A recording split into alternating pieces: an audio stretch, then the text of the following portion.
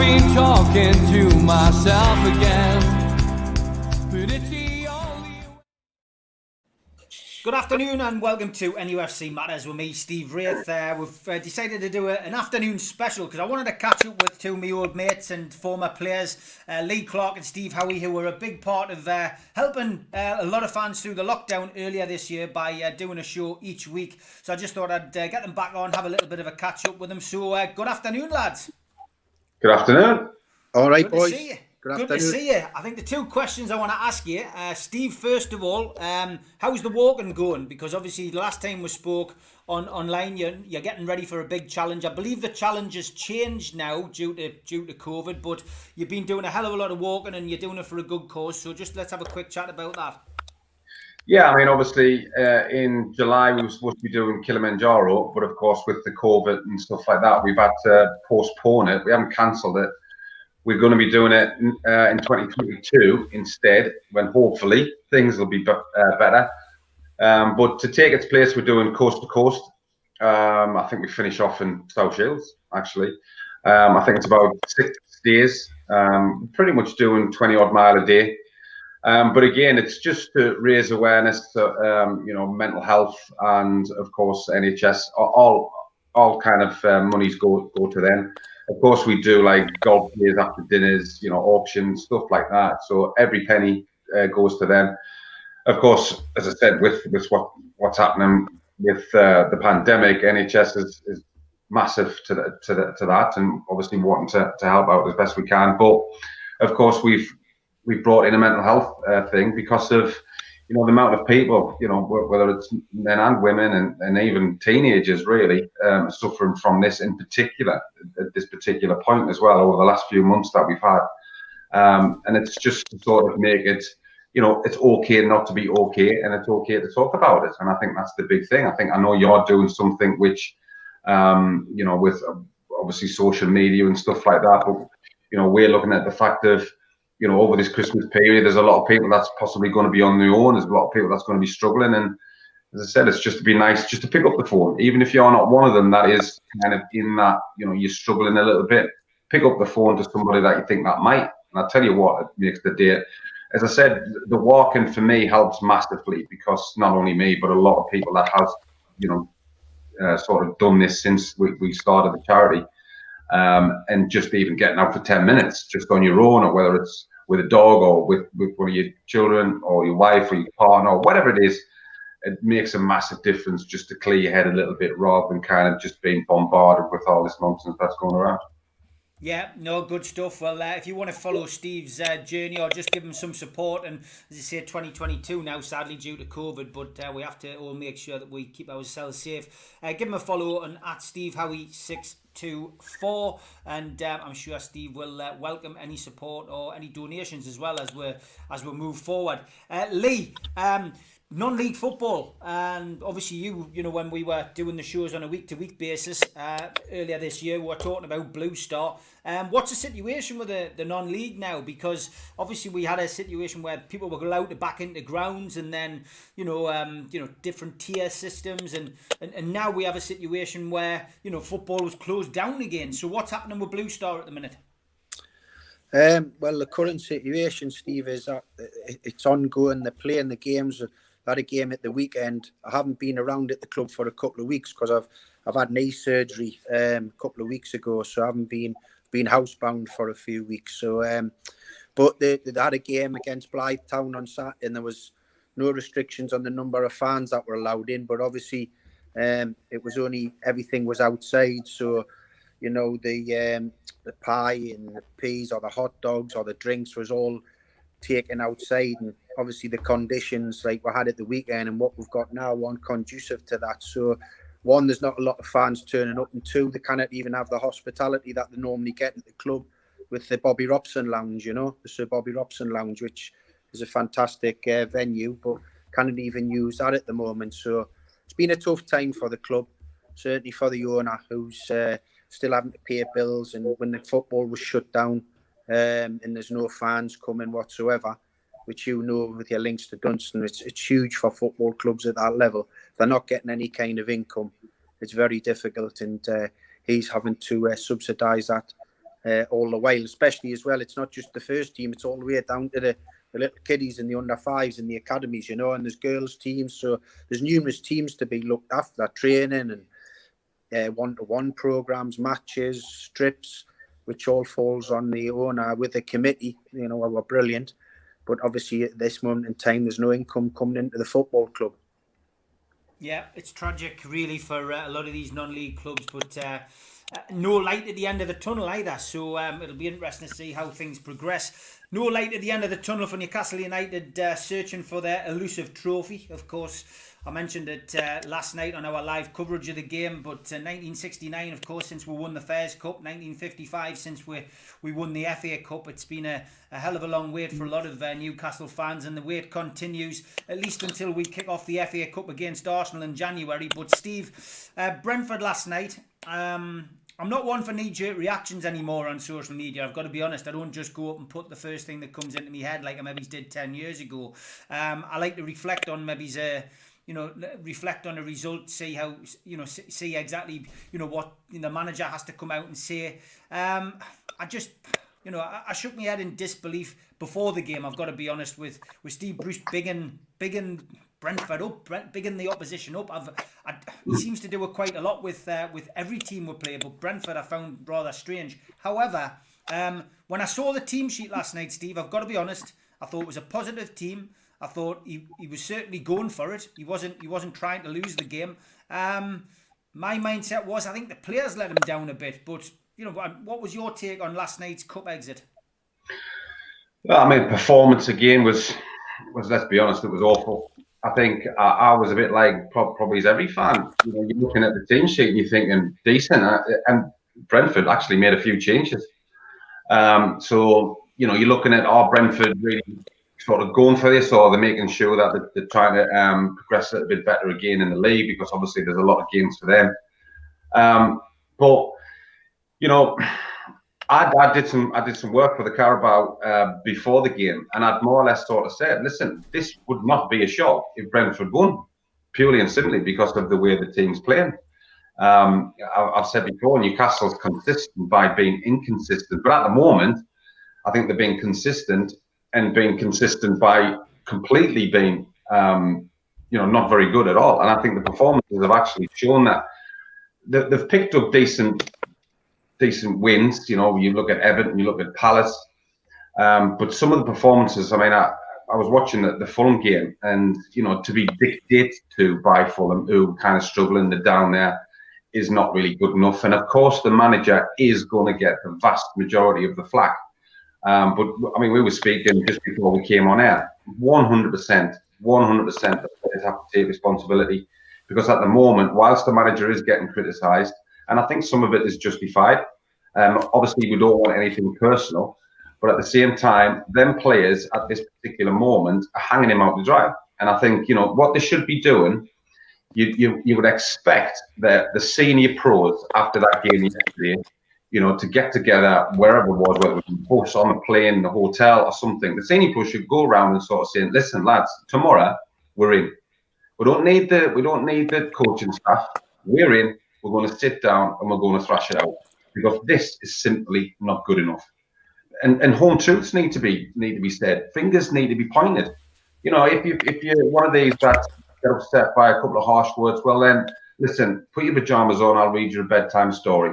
This is a man's game. Get on with it, to be quite honest. And if it means me pointing my finger, and it's not anything personal. If I had somebody say it to national player, I'll say it, and he would to me. I mean, you've got to get on with it. You might dislike it, but it's how he feels. I've got to take that on board, and that's how you move forward. But I bet they haven't done that. But that needs to be done, because while Steve is getting criticism, them players have to take ownership of their performances lately, because they've been absolutely awful. Lee, do you agree with Steve? And other players, really just not pulling away. There's a comment there from Craig. Shelby is our captain, yet he walks around the park like he's walking his dog. He's an embarrassment of a captain. We need Clarkey to get in the club and start telling them how to play midfield for Newcastle. No, I totally agree with, and obviously my background as a manager myself, I'm only as good as my players, and the times I've been successful in the job has been because the players have took on board what we what we asked of them, and they've went on and done it really well. There's other times where players haven't done that as well as they wanted to. There's other times where players just haven't done it at all, you know. And I think the players aren't performing. I don't think they actually can perform to a high level. I think that's the standard of our squad, to be brutally honest with you. It's interesting that you got me and Steve on together. Even before the last night's game was played, we knew we were coming on to do this. And one of the biggest things for me, what I've seen from last night and I've seen from the modern day game, but it's happening a lot when Newcastle. And it first come into play with Jack Colbeck under Steve McLaren. But if you remember the game last night, there's lots of parts where the fullbacks are taking up high positions, Lewis and Yedlin. And then what you have is you have Longstaff and Shelvey come to get the ball in line with the two centre-halves. So basically your two central midfield players who are then to be there to be backing up the play when the ball goes forward for drops or little give and goes with the attacking players. They're not in a position because they're just 2 meters from the centre backs getting the ball. So when I played, basically, if I had went and done that with Steve or Philippe Albert or Darren Peacock, in not such a polite way, they would have been telling us to get away because they could play, but two, I wasn't particularly doing my job properly. What I was doing is I was taking the easy route because anyone's going to let a central midfield player go into his back four and get the ball and just pass it another 10 yards further forward. Or if you're going to try a forward pass, it's going to have to be what you call the Hollywood pass, and they don't always come off. They come off once in a blue moon if you're trying to hit an 80, 90 yarder over the top of someone. We don't have that particularly good movement at the top end of the pitch either. So that was one thing that frustrated me last night with regarding, as an ex-midfield player, seeing me two central midfield players doing that.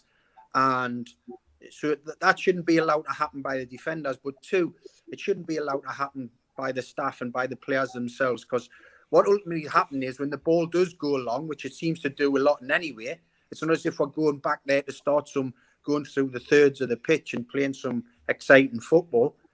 But our midfield players are so far off the front players, we've got no backup when the ball comes out, and the opposition have massive amounts of space to go and play. So if you see when the opponents get the ball, Fulham done it to us, it's St James's, Leeds done it, and anyway they do it every team. They're fit, is so fit them. They play high intensity football.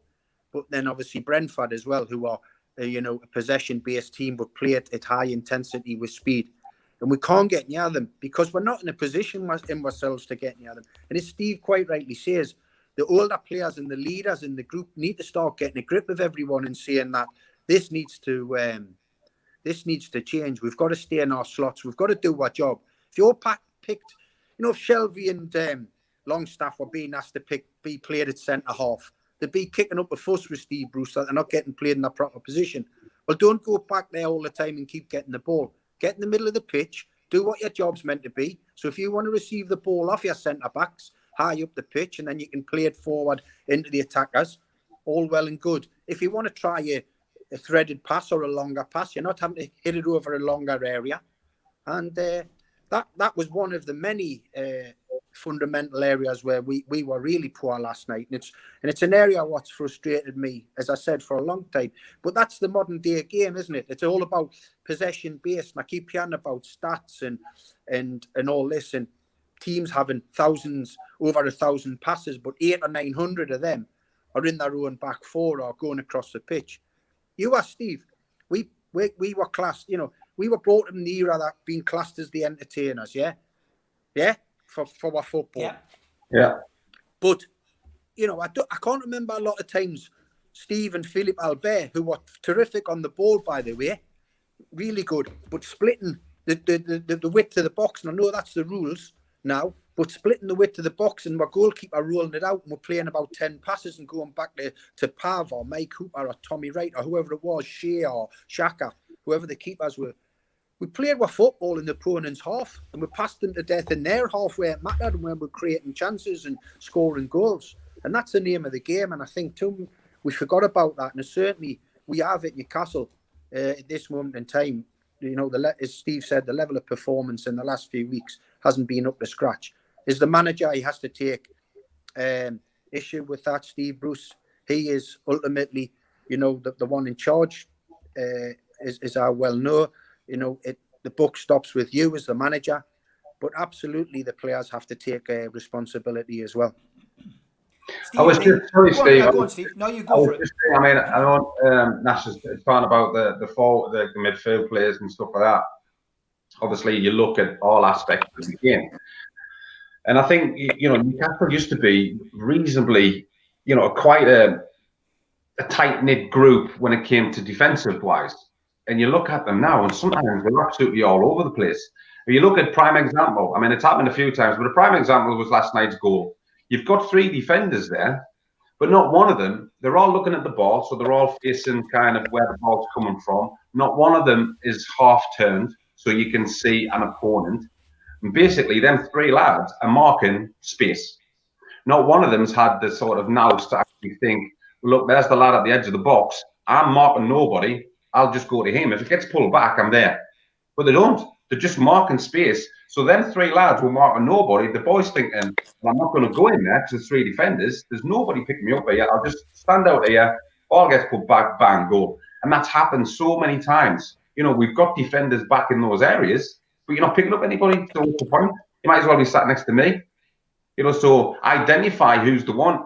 Obviously, sometimes the front player, or when it's going down the right or left, normally you're trying to cover your post or sort of that area just in case it gets whipped around. But obviously, if there's somebody next to you, make sure you're aware and be on the half turn. Defensively, we're not on the half turn, so you're not kind of swiveling to sort of see, well, there's the ball, there's a man, I can get there if he gives it to him. To just focus completely on the ball and not picking men up. And that's what caused goals, as well as other areas about people just not picking up. And it's basics. It's basics. I can imagine, don't get me wrong, I can imagine Steve and the staff are working on that. But surely these lads have got to take it on board and think, well, this is what I have to do. But for week in, they're not doing it. Week in, week out, they're not doing it. Yeah, Paul Gibson asking you a question, Steve. Who's our best 2 centre-halves? I mean, you mentioned about the back 4 last night. It has to be said that COVID is playing its part in this, team at the minute. We have 2 long-term COVID victims. We have, the place is infected, and they've only just got back to training in the last couple of weeks. That won't have helped Steve Bruce. But who would you say our best 2 centre-halves are when we've got a fully fit team? You're probably looking at Kieran Clark. You get what it says on the tin with him. He likes to defend. I think he tries to do what he's supposed to do, which is defend. I mean, Fernandez is one of these where I like him. It amazed me, and I've got nothing against any of them, but sometimes players get big up and you're thinking, really? I think Lascelles has been poor lately. I know he's captain. I think he could be a really big voice in the dressing room, but everybody's form suffers. But ultimately, I would have thought probably Kieran Clark and Fernandez. But defensively, we're kind of all over at the moment. We've got Yedlin, who is okay at times. I use that lightly. Going forward, he's not a defender, but ultimately, that's what he is. He's a fullback. He's supposed to defend. His pace gets him out of trouble more than enough, more times than enough.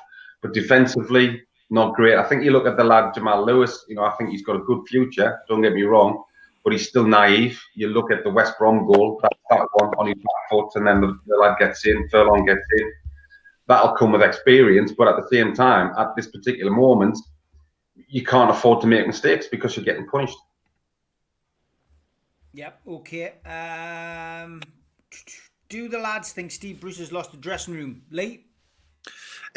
No, definitely not. And the reason I say that, Steve, is because the number of points we have in the league is probably as high because we've saved games late in the day with late goals, late equalisers, late winners.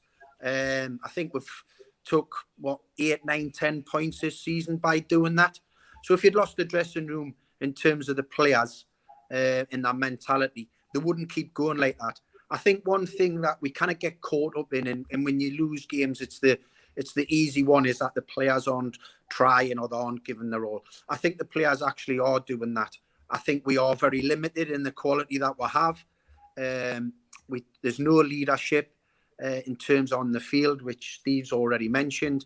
But in terms of the effort that they're given, I don't think that can be questioned. I just think that you know, we aren't a particularly, great squad. And when we lose important players and the ones that make it a difference for us, so St. Maximum meaning in terms of the attacking play, you know, that makes a difference to us. But in terms of losing the dressing room, I don't think so. I think the if we had done it and the players hadn't gained those number of points, would be really in the mire at this moment in time. When I think back to some of the games where we've been really under the cosh, I mean, the Spurs game where we could have been 5 or 6 down at half time. You know, we rode our luck, but then the players kept going and got an equaliser. The win down at Palace wasn't a particularly good game, good performance from either side. I think that's the problem with Newcastle fans in terms of why they're getting frustrated. There seems to be some exciting games on most weekends, but we seem to be involved in the most boring game every weekend in terms of our performance and what we do and what we contribute to it. So I think that's the issue here. So I certainly don't think he's lost the players. But I just want to touch on what Steve was saying before in terms of some of the defending and people just not doing their jobs and just standing marking space. And I think that's a big thing in football as well today, that, you know, the lack of defensive responsibility. And I keep touching back on Leeds because they're the closest thing to what we were when we first got promoted in the 90s. But we had this horrible perception that we couldn't defend and we didn't have good defenders. In fact, we had very good defenders and we could defend. And what our defenders could do, they could defend on a one-to-one basis. I think that the Liverpool games put this perception in everyone's mind that we used to give goals away for fun just because we used to go away all over the country and score numerous goals. And there's this perception out there that we couldn't. I think we're always in the top 2 or 3 for the best defensive records in the country. And what we do very similar to what Leeds do, and that's why you see Leeds always involved in high-scoring games. They go play man for man. So you never see Leeds' midfield players, for example, going into that back 4 to get the ball. They're in the middle of the pitch playing man for man. And if their man dominates them, you know, ultimately they lose that individual battle. And that's what we used to do. We never once were coached by Kevin Keegan or his staff by us to... if our mate was in trouble and we had the opportunity to help him out, we would. And would look after one another like that. But we weren't asked to cover. Players weren't. Steve, for example, or Philippe Albert behind me, weren't asking me to come and protect them and stand on the striker or whatever. They were just doing their own job and getting on with it. But as the game's gone on, there's been more and more of that happening where players are expecting their teammates to do their job for them. So they don't particularly do their personal job very well. So, you know, that's a big issue in the game now. And you will get the goals that were conceded last night because of that. But I'm just very concerned going forward in terms of the fixtures we've got and the standard of our play, because it has deteriorated, I've got to say, over the last few weeks. Yeah, there's definitely something going on. Steve, I mean, look, you've been in dressing rooms, you know, many, many years. You know, when things happen in a dressing room, it tends to get kept within there. Nothing happens. I think there's been a lot of rumours probably over the last couple of weeks. It's fair to say you'll have seen them yourself on social media about, you know, either Bruce losing the dressing room or Alan St. Maximin, you know, booked on a flight and then didn't get on for Crystal Palace and didn't go. It could be COVID, but it could be a fallout, and fallouts in dressing rooms do split dressing rooms, don't they? Absolutely, of course they do, because, you know, that player that's involved, he could, you know, he's your mate and you want to look after him. But at the same time, you know, when with this thing with St. Maximin, I mean, obviously Steve's come out and he has said it's the COVID thing, and then you see people on social media. Well, he's on social media and he's out shopping. I mean, of course, I think it was deep down he had put on, well, there's a big difference between doing some shopping and you know, training and playing games. Eventually, it comes out.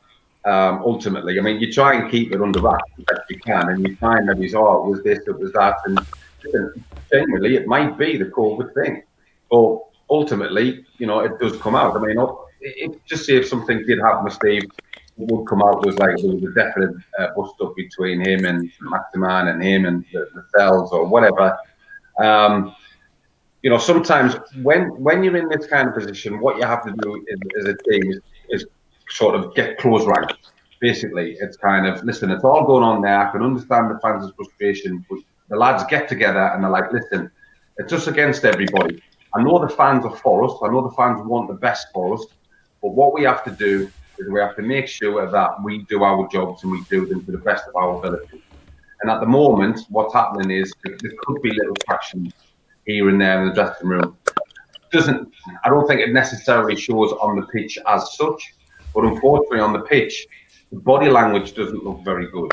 You look at some of the body language, and again, as Nash sort of said, I don't think Steve's lost the dressing room. You'd never aim at like kind of an accusation of them not trying or don't care, but at the same time, body language sometimes, can tell a few stories. But you look at somebody like Chris Waddle. He looked as though he just couldn't care less. But he was a fantastic player. That was just his way of moving around. But it's not the way that these players move around. So it does look different. So something doesn't seem quite right.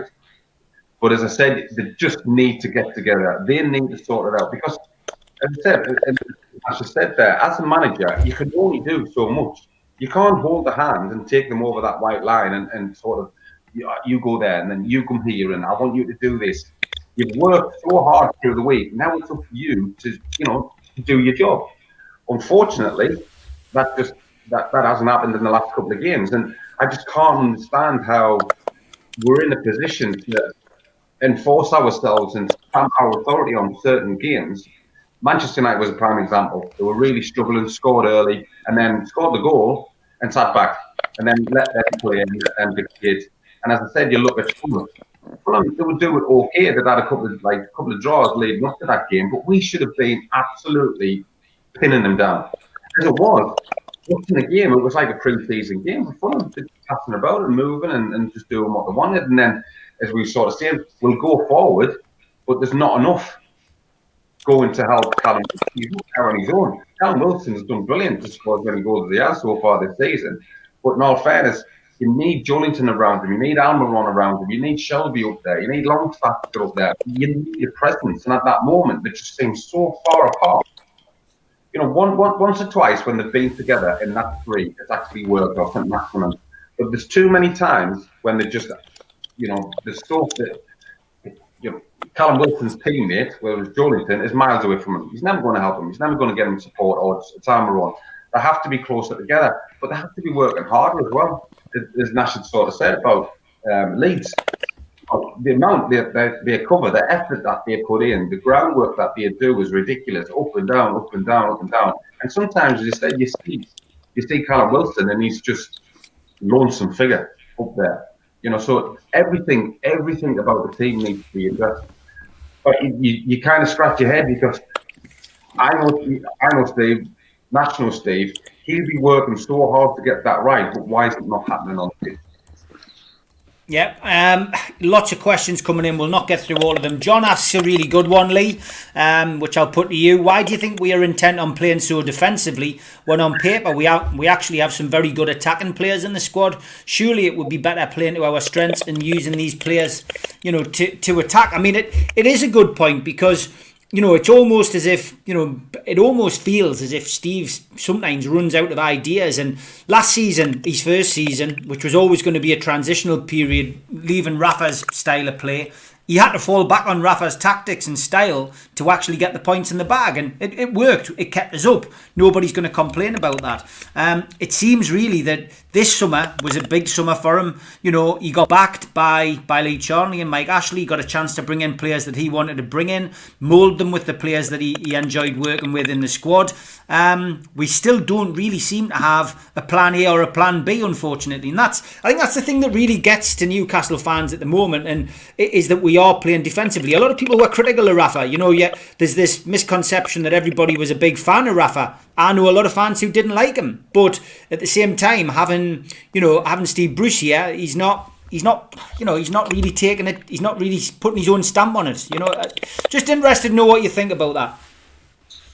No, I totally agree. I think last year, as you said, he had to fall back on Rafa's tactics and the system Rafa played, and we were strong defensively.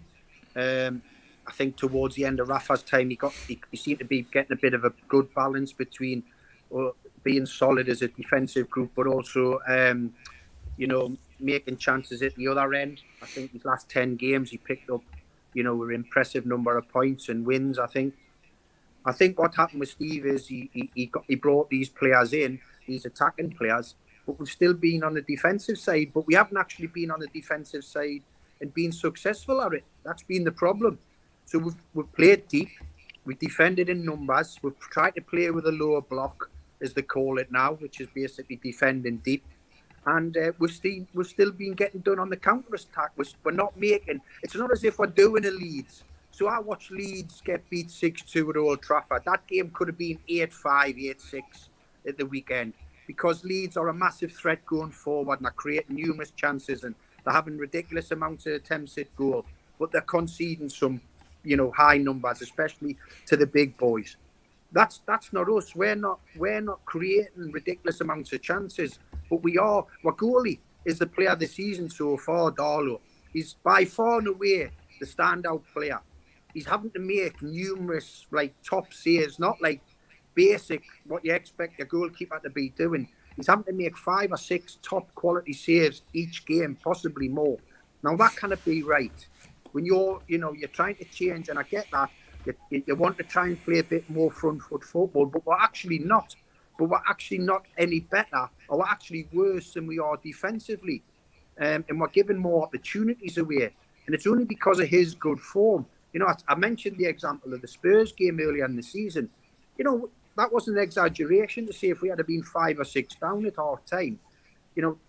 We had no argument there. That should have been the result. We were lucky with, the crossbar, the post, Spurs missing chances, Darlow making terrific saves. So, it is frustrating because we're not actually doing it at either end of the pitch. It's not as if we're going gung-ho and we're sending 6, 7 players forward and the keepers are pulling off worldies against us and they're going down the other end and hitting us because we're outnumbered. It's not. We're playing deep and we're still getting done. So it's very frustrating. No, it is. A big thank you to our sponsors for this month who sponsor the StreamYard app, newworkwear.com, specialists in the supply and branding of clothing for the workplace. And also a big thank you to our long-term sponsor, qtechshop.co.uk. They make us pool tables and snooker tables in Wallsend. Big thank you to you guys. As I say, lots of comments coming in and really difficult to ask this one, Lee, because I know you're friends with Steve Bruce, but a lot of people saying if theoretically the job came up for grabs, is it something you'd be interested in? And I know a million % you would take it, but it's a question I've got to ask.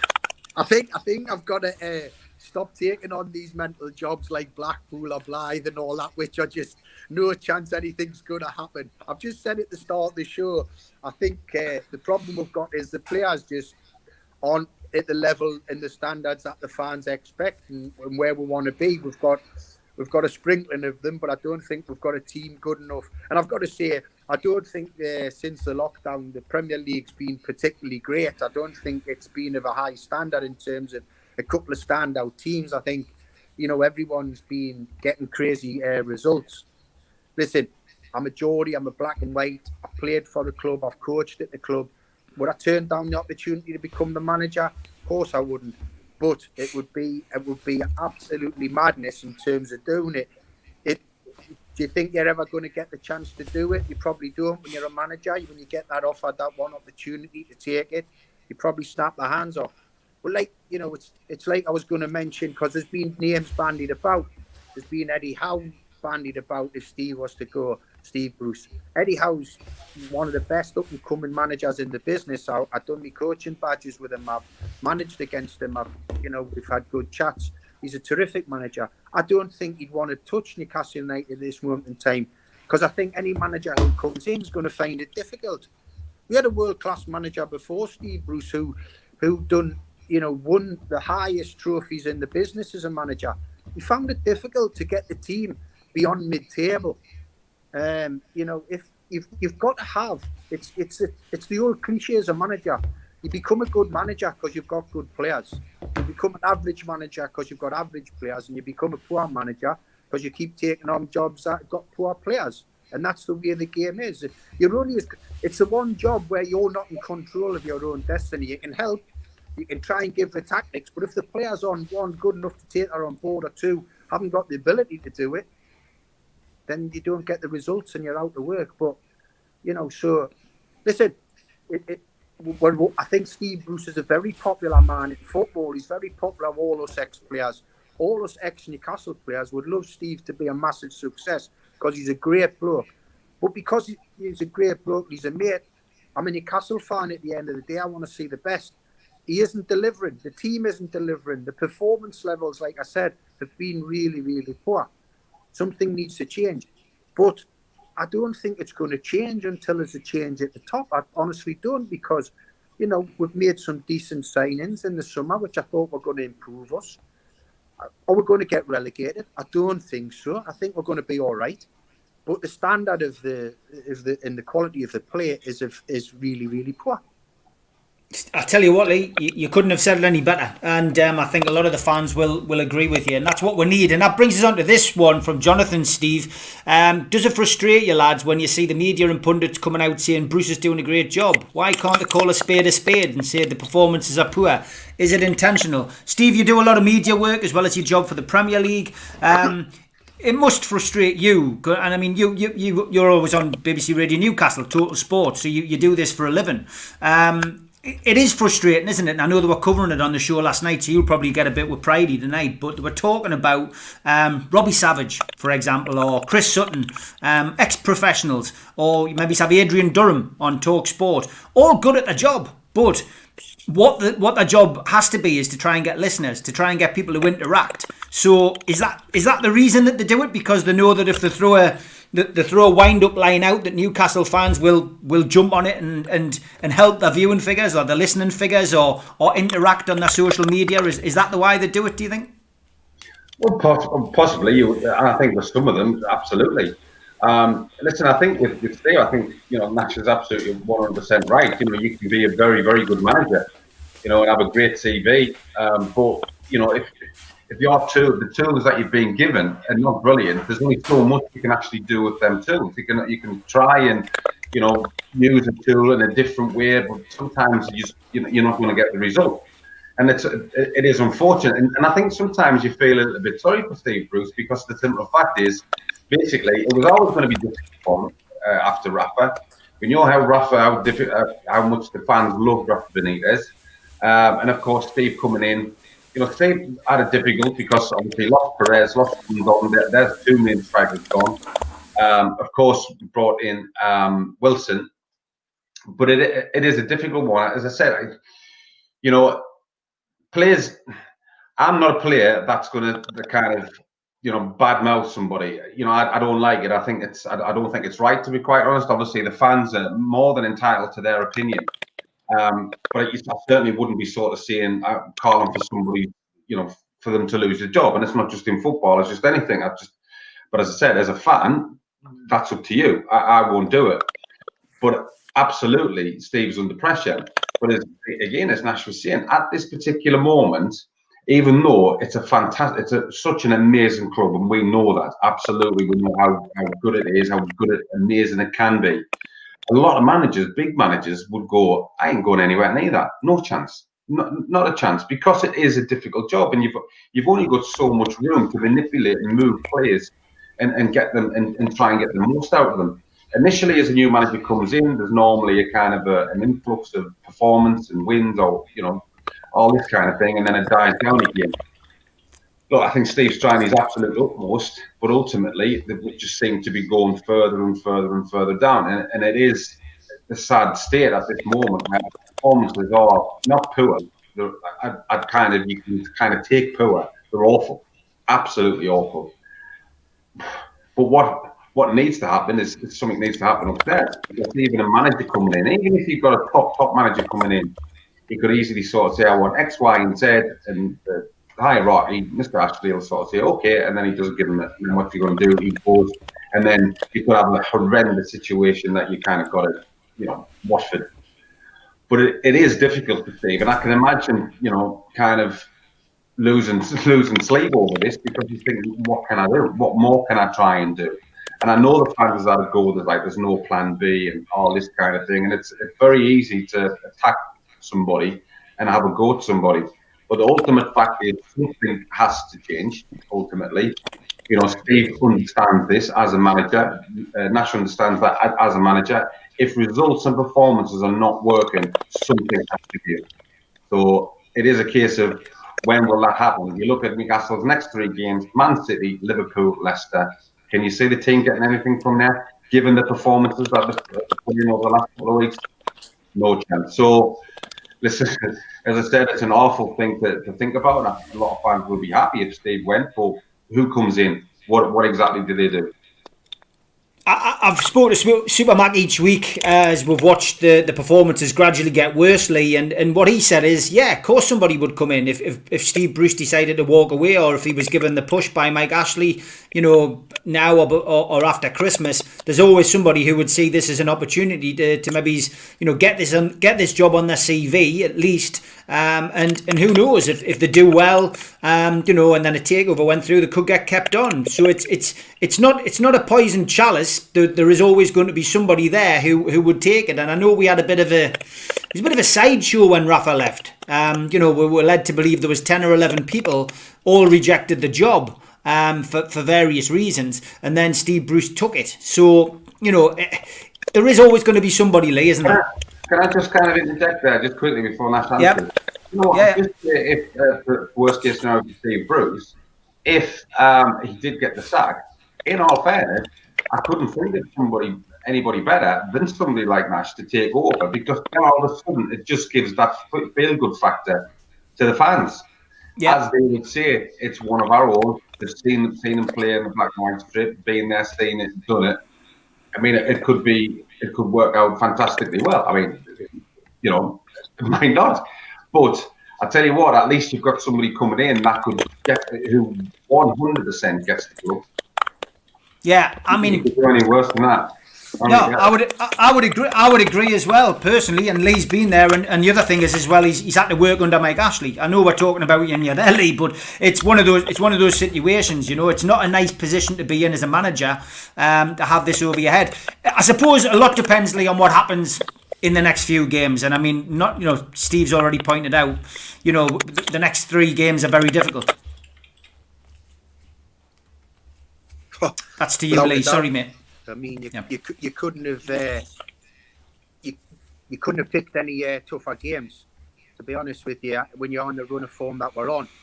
But in the past, we've always seemed to nick a result against one of these teams, and things calmed down a bit. You know, I seen one of the questions there before from one of the fans saying, "Is it a tough gig?" And you mentioned it. Is it a tough gig because of the expectation of the fans? I think that's one of the main reasons it's a great job, because you know you're going to be backed. Certainly when this pandemic goes away and we're allowed the fans back in and it's back to normality, you're going to be backed by 52,000 people every week in your home games, and you're going to take your full allocation of away tickets everywhere you go, no matter where it is. So you're going to be back. So that's not a downward sign for taking the job. Going to a club where there's massive expectation from the fans, and I don't even know from people outside the area who say there's this massive expectation. There isn't. They just want to see that club try and compete at the top end of the table or compete in cup competitions. I think, you know, that's why it was tough last night. I mean, I know there hasn't been a trophy won since '69, but what an opportunity last night. Now, I was never personally going to belittle Brentford. I knew they've been an outstanding team for many years, and they're a club who have a philosophy, and the managers have to who take over have to buy into that philosophy. So there was Mark Warburton who started it off under the new owner, who has this money ball principle of recruitment, and then they give it to Dean Smith, who excelled and then got his boyhood job at Villa, and now Thomas Franks has continued that. And what they've done is they kept the same project. What we're doing at Newcastle, we're bringing different managers in with different ideas, and there just seems to be no plan to it. And that's where the problem lies for me. There has to be some sort of philosophy on what we're doing. We're a club where the owner isn't prepared to spend a lot of money. So are we going to go into the academy and start, putting more money into that so we can then start developing more of our own players? I know we've had 1 or 2 come through over the years, but more of our own players? Or what's the plan? You know, we had that spell under Graham Carr where we went and got a big success with Yohan Cabaye. So all of a sudden we just started, we're only going to transfer players from the French league. If it was that simple, all other clubs would have done it. We just seem to get stuck in what we're doing. There's no specific philosophy of what we're trying to do and what we're trying to achieve here, and it's not making any sense to me, in all honesty, with where we're trying to go with it all. It just seems to be a bit of a mumbo jumble, and it's, as I said, it's always going to be difficult for any manager. There'll be lots of managers out there want this job, 100%. But if you're not getting supported from the top, which is important, you're not going to be successful. Sorry, if you haven't got the chance to get the best players and be competitive. For example, if going back, I keep going back, but I can only go back to when I played. Me and Steve were on the squad. How did we keep improving? How did we improve? Yes, because we by a manager who was brilliant man management, Kevin Keegan, and good coaches who took the sessions, but also because he kept strengthening the squad. And we knew if we didn't improve, we'd be left by the wayside and would be gone, would be history.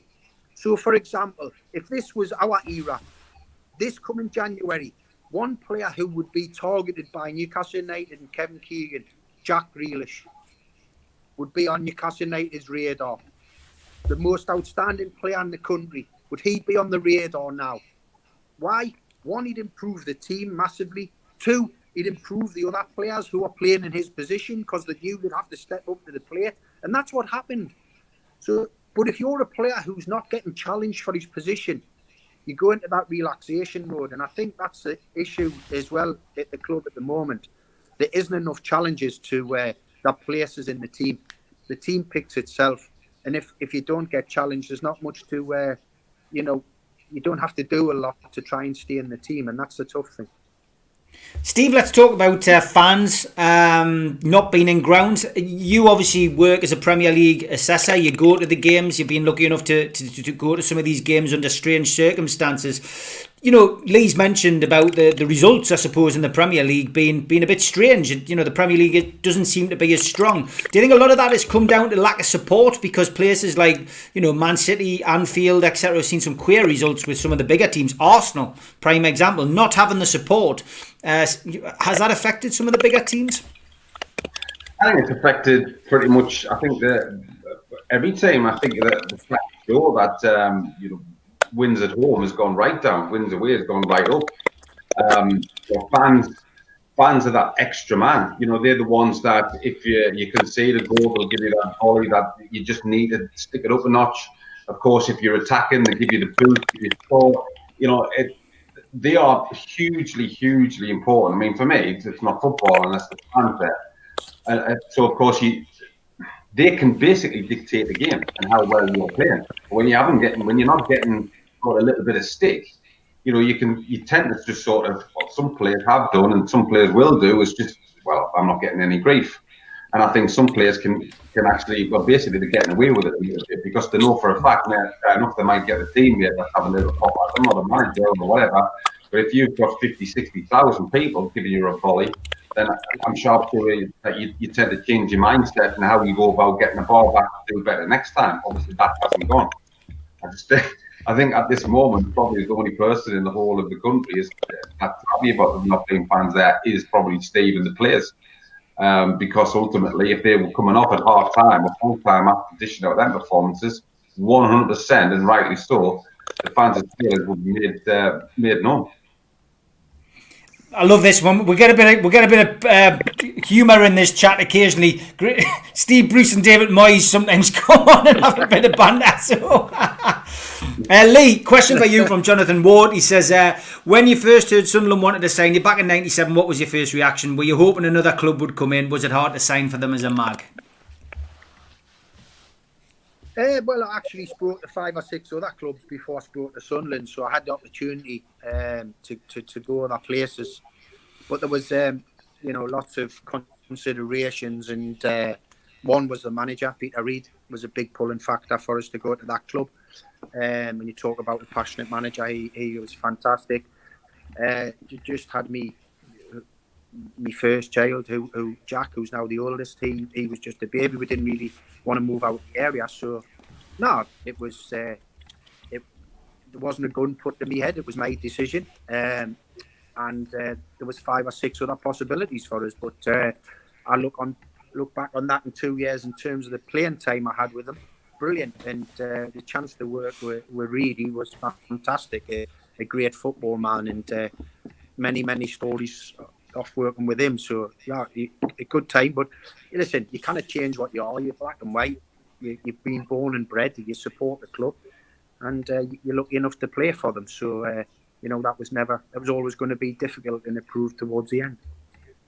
Yeah, transfer window is coming up, Lee, in January. I suppose the question I'm going to ask you is, does Mike Ashley back Steve Bruce in the transfer window? Do you think he'll give him some money to spend? And if so, where do you think we should spend it?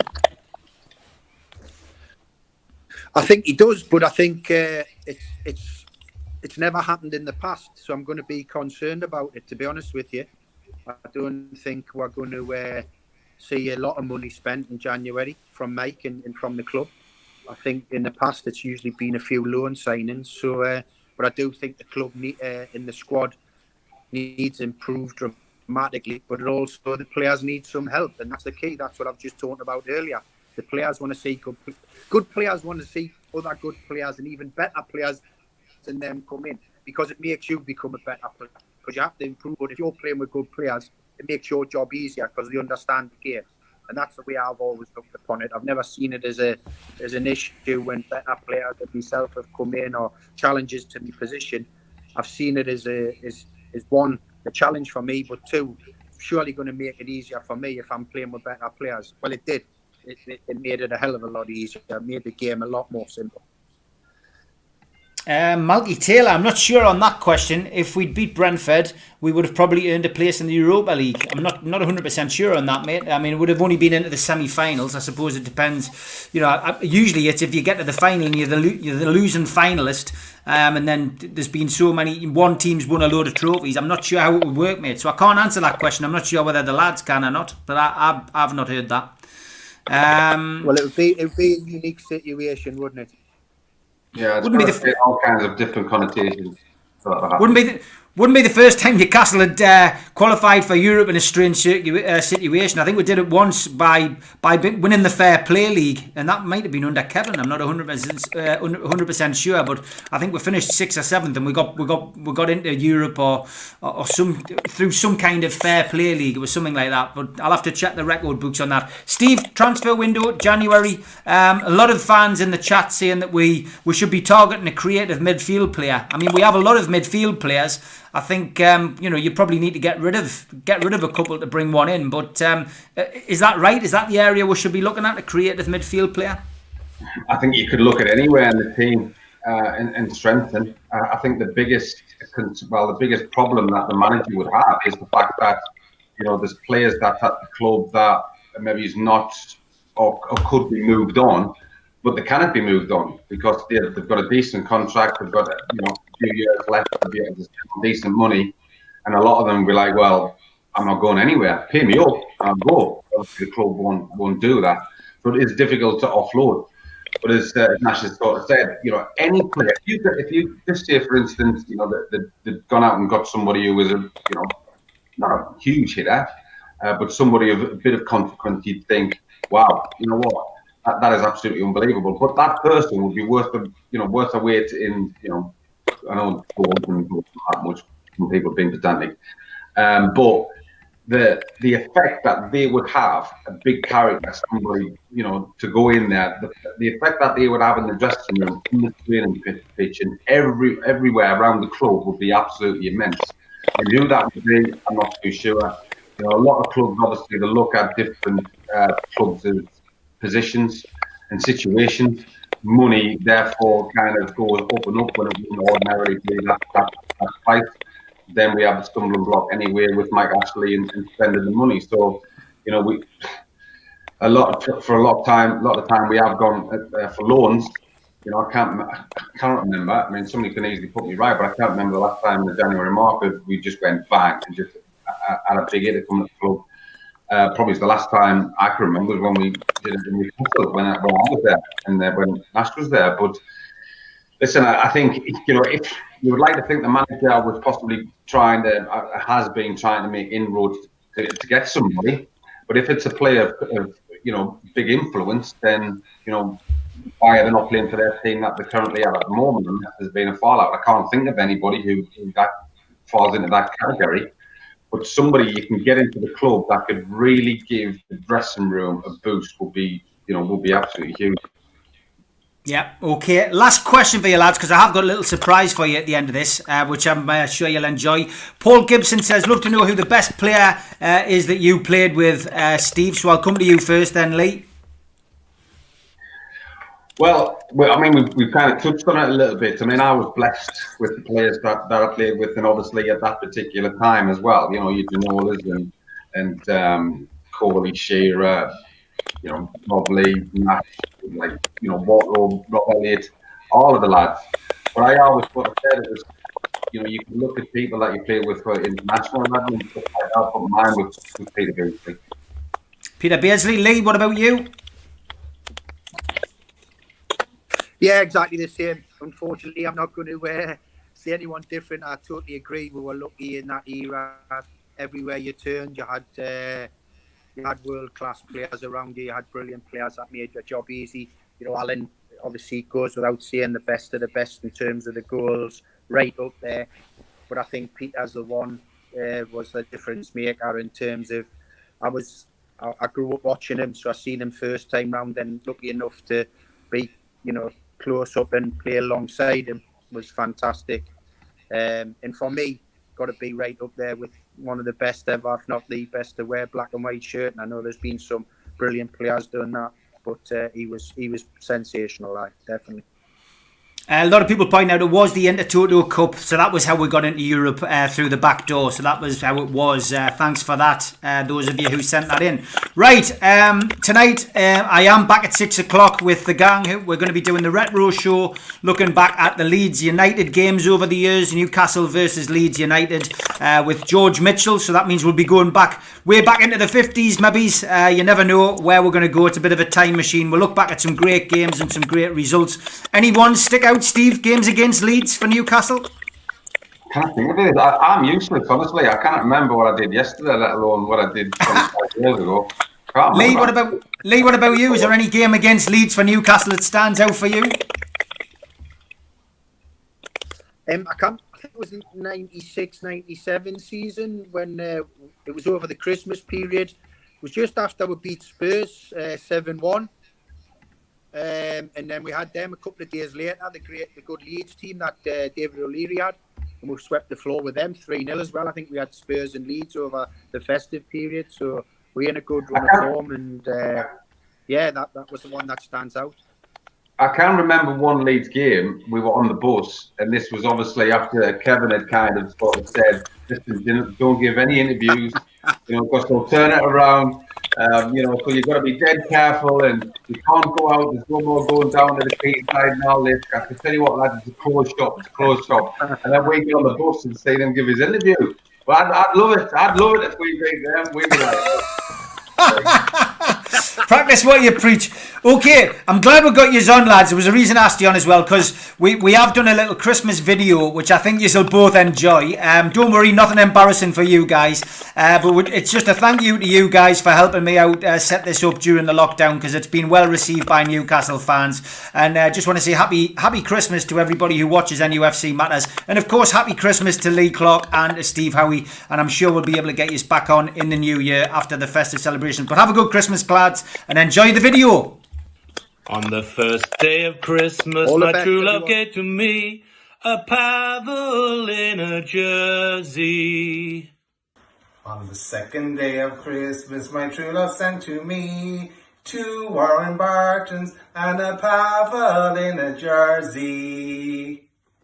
On the third day of Christmas, my true love sent to me 3 John Beresfords, 2 Warren Bartons and a Pavel in a jersey. On the 4th day of Christmas, my true love sent to me 4 Nobby Solanas, 3 John Beresfords, 2 Warren Bartons, and a Pavel in a jersey. On the 5th day of Christmas, my true love sent to me 5 Peter Jacksons, 4 Nobby Solanas, 3 John Beresfords, 2 Warren Bartons, and a Pavel in a jersey. On the 6th day of Christmas, my true love gave to me 6 Steve Howeys, 5 Peter Jacksons, 4 Nobby Solanos, 3 John Beresfords, 2 Warren Bartons, and a Pavel in a jersey. And on the 7th day of Christmas, my true love said to me, 7 Cantonals. No, Jamie, stop that now. This is the Newcastle United 12 Days of Christmas, not the Manchester United 12 Days of Christmas. And how many times have I told you? There's only one United. Oh, sorry, Steve, mate. On the 7th day of Christmas, my true love sent to me 7 Rob Lees, 6 Steve Howeys, 5 Peter Jacksons, 4 Nobby Solanos, 3 John Beresfords, 2 Warren Bartons, and a Pavel in a jersey. Merry Christmas, everybody. On the 8th day of Christmas, my true love sent to me 8 Peter Beardsley, 7 Rob Lees, 6 Steve Howeys, 5 Peter Jacksons, 4 Nobby Solanos, 3 John Beresfords, 2 Warren Bartons, and a Pavel in a jersey. On the 9th day of Christmas, my true love sent to me 9 Alan Shearer's, 8 Peter Beardsley, 7 Rob Lee, 6 Steve Howey's, 5 Peter Jacksons, 4 Nobby Solanos, 3 John Beresfords, 2 Warren Bartons, and a Pavel in a jersey. On the 10th day of Christmas, my true love sent to me 10 Lee Clarks, 9 Alan Shearers, 8 Peter Beardsleys, 7 Robert Lees, 6 Steve Howeys, 5 Peter Jacksons, 4 Nobby Solanos, 3 John Beresfords, 2 Warren Bartons, and a Pavel in a Geordie jersey.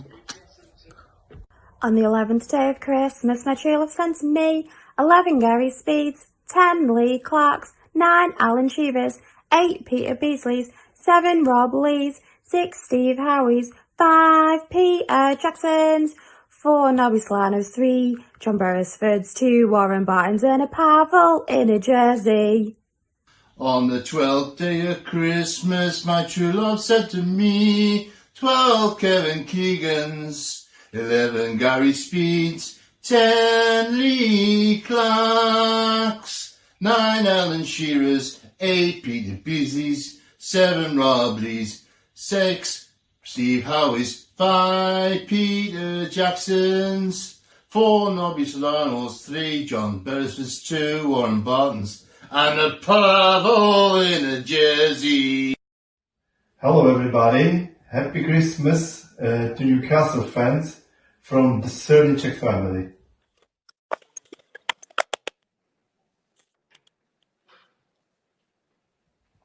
Christmas would not be Christmas without a chant for the great man. Last Christmas I gave you my heart, but the very next day you gave it away. This year, to save me from tears, I'll give it to Rafa Benitez. How are you, lads?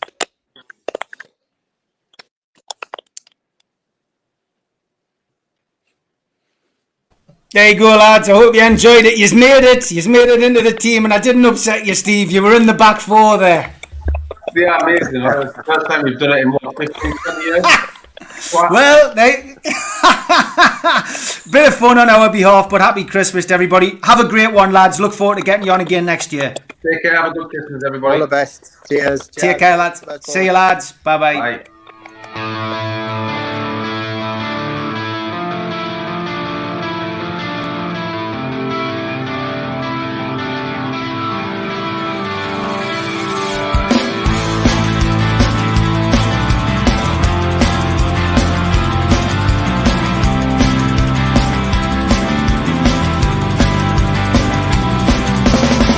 Head back with the critics attack. I feel like I've been talking to myself again.